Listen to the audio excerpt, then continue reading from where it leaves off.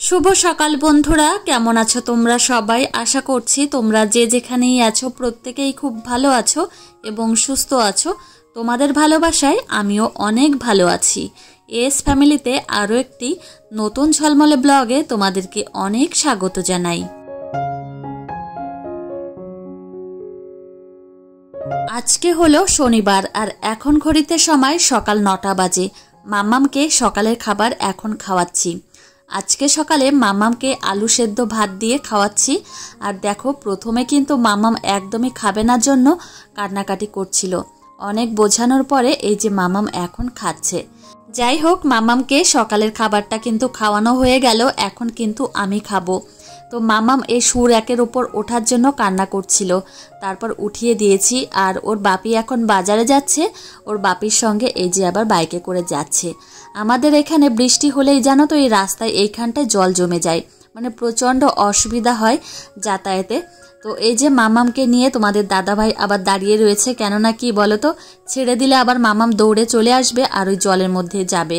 ওই জন্য মাম্মামকে এইভাবে কোলে নিয়ে দাঁড়িয়ে রয়েছে। তো আমি বললাম মাম্মাম কোলে এসো, মাম্মাম আসলো না, এইভাবেই হেঁটে যাচ্ছে। আমি কিন্তু জলের ওইখান থেকে আবার কোলে নিয়ে নেব।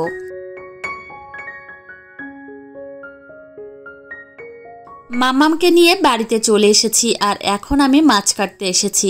তো মাছ কাটতে আজকে অনেকটাই দেরি হয়ে গেছে আর মাছগুলো কিন্তু ফ্রিজের মধ্যেই ছিল, ওই জন্য নষ্ট হয়নি। তো এদিকে আমি মাছ কাটছি আর মাম্মাম রয়েছে আমার সামনেই দাঁড়িয়ে আর দুষ্টুমি করছে জানো তো। আর আমার পেছনে মানে পিঠে গিয়ে হেলান দিয়ে দাঁড়িয়ে রয়েছে। মাম্মামকে বলছি মাম্মাম এখান থেকে সরো, যেহেতু এখানে আমি বটি নিয়ে কাজ করছি, মানে বিপদ ঘটতে তো আর টাইম লাগে না, ওই জন্যই বললাম। তো মাম্মামকে বারবার বলছি তুমি ঠাম্মির কাছে যাও, যায় না। কি করব বলো তো, মানে যেখানেই যাব সেখানেই মাম্মাম আমার কাছেই থাকবে। তো এইভাবেই কিন্তু এই মাছগুলো কাটলাম আমি। তো এদিকে মাছগুলো কিন্তু আমি ধুয়ে পরিষ্কার পরিচ্ছন্ন করে নিয়ে এসেছি। আর এদিকে দেখো লোটে মাছগুলো কিন্তু কেটে রেখেছি। আজকে লোটে মাছগুলো একদমই ছোট। লোটে মাছ যত মোটা আর সাদা টাইপের হবে ততই কিন্তু ভালো হয়। মাছগুলো কাটতে জানো তো অনেকটাই দেরি হয়ে গেছে। প্রত্যেকদিন যেহেতু মাম্মামকে 11টার দিকেই মৌসম্বি লেবুর রসটা খাওয়াই, কিন্তু আজকে জানো তো 11টার বেশি বেজে গেছে। তো আজকে আর মাম্মামকে বেদানার রস খাওয়াবো না, আজকে মৌসম্বি লেবুর রসটাই খাইয়ে দেব। বেদানা ছাড়াতে অনেকটা বেশি সময় লাগে আর গতকালকে আগে আগে ছাড়িয়ে রেখেছিলাম জন্য মানে ছট করে আমি বেদানার রসটা বের করে নিয়েছিলাম, কিন্তু আজকে আর হলো না। ভাবছি যে কালকে মাম্মামকে বেদানার রস খাওয়াবো, আগে ভাগে ছাড়িয়ে রাখবো। আর আগে ভাগে ছাড়িয়ে রাখলে কিন্তু রসটাও তাড়াতাড়ি বের করা হয়ে যায়। তো এদিকে আমি কিন্তু একটু চা খেয়ে নিচ্ছি। আজকে সকালে জানো তো আমি চা খাইনি। আর এদিকে মিস্ত্রিদের জন্য চা বানিয়ে দিয়েছি, একটু বেশি ছিল, আমি একটু খেয়ে নিলাম। তো যাই হোক এদিকে দেখো সিঁড়ির নিচে কাজবাজ হচ্ছে। তো এখানে কিন্তু কয়েকটা ক্যাবিনেট তৈরি করছে। আর এখানে ক্যাবিনেট তৈরি করার একটাই কারণ, সিঁড়ির নিচে অনেক জিনিসপত্র রাখা যায়, সেই সঙ্গে চালের ড্রাম, তো অনেক জিনিসই রাখা যায়। তো এখন যেহেতু মাম্মাম বড় হয়েছে আর চালের ড্রাম কিন্তু রান্নাঘরে রাখলেও ও এত পরিমাণে ছড়ানো ছিটানো করে, ওই জন্য কিন্তু মানে ওইখানেই রাখতে পারবো এখন থেকে। তো এদিকে লেবুর খোসাগুলো আমি ঘরের পেছনে এই যে ফেলে দিয়ে যাচ্ছি। এইগুলো কিন্তু আবার গরুতে খায় না, ওই জন্যই। আর এখন দেখো চারিপাশটা কেমন একটা অন্ধকার হয়ে গেছে, মনে হয় বৃষ্টি আসবে। তো এই দিক তো ভালোই রয়েছে আকাশটা, কিন্তু অন্য পাশে মানে পূর্ব দিকে মানে একদম মেঘাচ্ছন্ন রয়েছে। এই যে দেখো এদিকে মেঘাচ্ছন্ন রয়েছে, মনে হচ্ছে এখনই বৃষ্টি আসবে।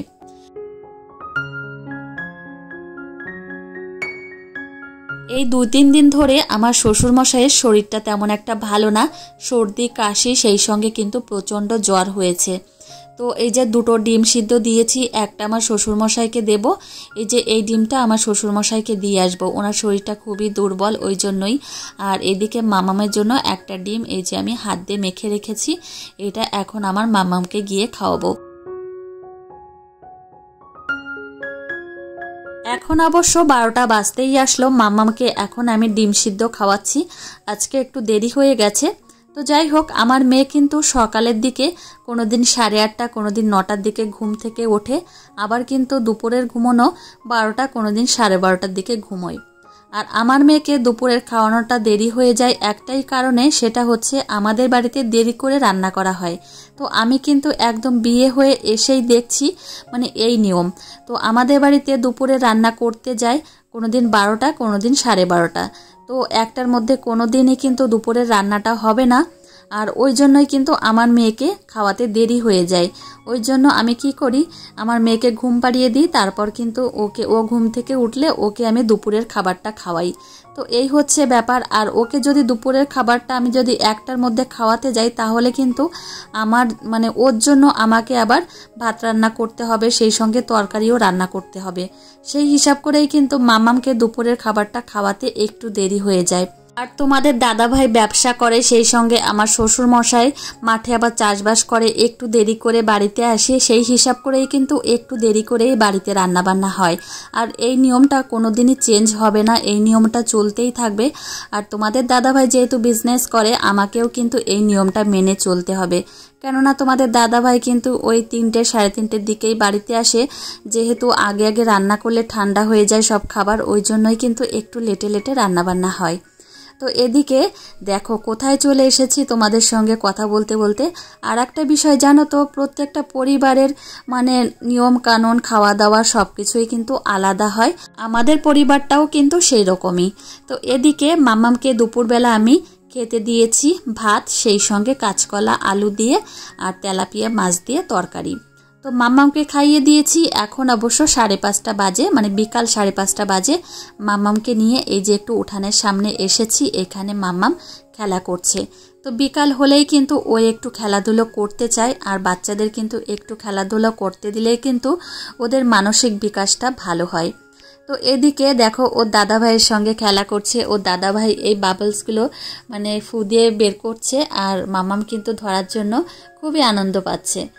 তো চলো মামামকে নিয়ে এখন বাড়িতে যাই, আবার সন্ধ্যার খাবারটা খাওয়াতে হবে, তার জন্য কিন্তু আবার প্রস্তুতি করতে হবে। তো আমার কিন্তু সারাটা দিনের অর্ধেকটা দিনই এই রান্নাঘরেই কেটে যায়। সকালবেলা এবং সন্ধ্যাবেলায় 1 কাপ চা না হলে একদমই হয় না, এটা আমাদের পরিবারের নিয়ম। তো এদিকে আমার শ্বশুরমশাইকে চা দিয়ে এসেছি, উনি আবার চিনি ছাড়া চা খায়। আর এদিকে আমাদের জন্য তৈরি করে নিয়েছি। তোমাদের দাদাভাইয়ের চাটা কিন্তু আবার ঢেকে রেখেছি। তোমাদের দাদাভাই দোতলায় আবার লাইট লাগানোর কাজ করছে। তো এদিকে আজকে সন্ধ্যার সময় আমার মামামকে কিন্তু আমি আজকে ম্যাগি খাওয়াবো। তো তার জন্য ম্যাগি রান্না করছি, আর এদিকে কিন্তু আমি চা খেয়ে নিচ্ছি। প্রত্যেক দিন কিন্তু নিয়ম করে 4-5 বার বৃষ্টি হয়, কিন্তু তারপরেও এত পরিমাণে গরম, অসম্ভব গরম, ঘেমে নিয়ে একদম খারাপ অবস্থা হয়ে যায়। তো এদিকে আমার অবস্থাও সেরকমই হয়েছে। আর রান্নাঘরে আসলে কিন্তু প্রচণ্ড ঘেমে নিয়ে অস্থির হয়ে যায়। তো এই যে দেখো আমি একটু ম্যাগির মধ্যে পেঁয়াজ কুচি দিলাম, এইভাবে কিন্তু এর মধ্যে পেঁয়াজ কুচি দিলে বেশ ভালো লাগে, আর একটু লঙ্কা কুচি দিলেও ভালো লাগে, কিন্তু আমার মামাম তো লঙ্কা কুচি খেতে পারে না, মানে ঝাল হয়ে যায় ওই জন্য। তো এদিকে একটু স্যুপ টাইপের আমি নামাবো, কেননা স্যুপ টাইপের খেতে আমার মামাম বেশি পছন্দ করে। তো ম্যাগি রান্না করা হয়ে গেছে, আর এদিকে বোলের মধ্যে এখন আমি রেখে দিচ্ছি, আর একটু ঠান্ডা হবে তারপর কিন্তু খাওয়াবো। আর ম্যাগি কিন্তু হালকা একটু গরম গরম অবস্থায় খেলে কিন্তু ভালো লাগে খেতে, ঠান্ডা হয়ে গেলে এই সমস্ত খাবার একদমই ভালো লাগে না। তো এই যে মাম্মামকে নিয়ে এসেছি খাওয়াতে। তো খাওয়াতে এসেছি, দেখো কি পরিমাণে দুষ্টুমি করে আমার মাম্মাম। তো ওকে এতবার করে অফার করছি, মাম্মাম খাবারটা খেয়ে নাও, কিন্তু খাচ্ছে না। তো আজকে সকাল থেকেই কিন্তু এমন দুষ্টুমি করেই চলেছে, খাবারটা খাবে না তো খাবেই না, এমন পরিমাণে দুষ্টুমি করছে।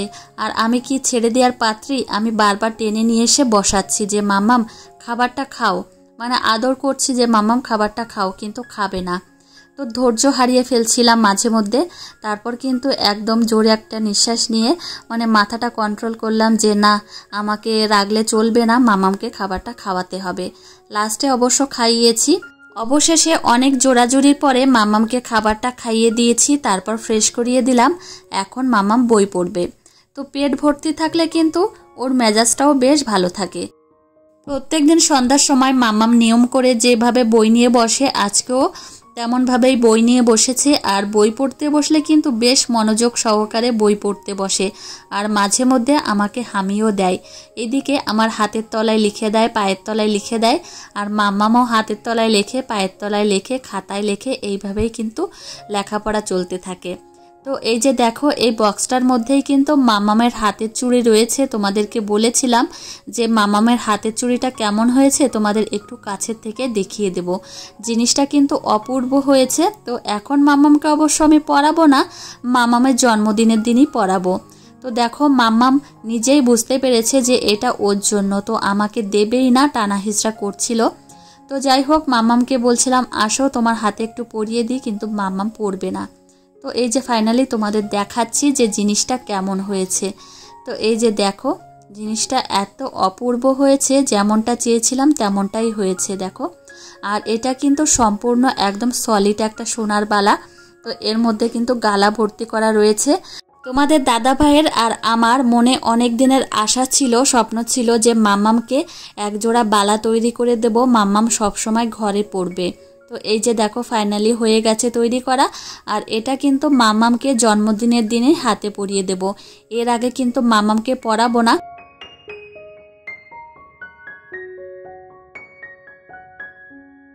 মাম্মামের সঙ্গে অনেকটা সময় কাটিয়েছি, তারপর কিন্তু চলে এসেছি রান্নাঘরে। আর এদিকে রান্নাবান্নাটা কিন্তু কমপ্লিট করে নিলাম। আর সেই সঙ্গে কিন্তু মাম্মামকে রাতের খাবারটা খাইয়ে দিয়েছি। এখন ও যাচ্ছে দোতলায়, কেননা ওর বাপই গেছে দোতলায় ওই জন্য। আর দোতলায় যেতে খুবই পছন্দ করে, কেননা এত পরিমাণে লাইট দেখে প্রচণ্ড আনন্দ পায়। তো দেখো একা একা কীভাবে সিঁড়ি দিয়ে উঠে যাচ্ছে। আগে কিন্তু হামাগুড়ি দিয়ে সিঁড়িতে উঠতো, কিন্তু এখন এই যে দুপা দিয়েই উঠে যাচ্ছে। তো যাই হোক, চলো যাওয়া যাক। আর কেমন লাইট লাগিয়েছে তোমাদের দাদাভাই, চলো তোমাদের এক ঝলক করে দেখিয়ে দিচ্ছি। তো এদিকে দেখো, লাইটগুলো এখনও লাগানো কমপ্লিট হয়নি, তো আস্তে আস্তে লাগাচ্ছে। আর অনেক লাইট তো মানে একটু সময় লাগছে আর কি। যাই হোক, আজকের ব্লগটি আর বেশি বড় করব না, এখানেই শেষ করছি। তোমাদের সঙ্গে দেখা হবে পরের ব্লগে। ততক্ষণে তোমরা সুস্থ থেকো, সাবধানে থেকো। আর আজকের ব্লগটি কেমন লাগলো অবশ্যই কিন্তু জানাতে ভুলো না। টাটা বন্ধুরা, গুড নাইট।